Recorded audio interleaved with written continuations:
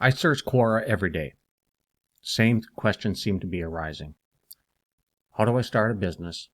How do I start a profitable business? What are the hottest niches to get into? On and on and on. Same thing. Now, the first thing you got to consider before anything else is, what is your business model going to be? Are you going to be running an online store like Shopify, or are you going to be doing Amazon FBA? Are you going to be selling services? Are you going to be doing both? You got to consider the business model first that you want to pursue.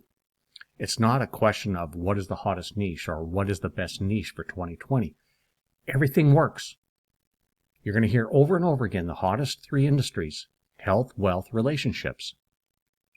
Where you find the interest of the market is in the sub niche within that industry. So before you even consider what is the hottest market, what is the hottest niche, figure out your business model first. I see these, I'm reading them right now in front of me here.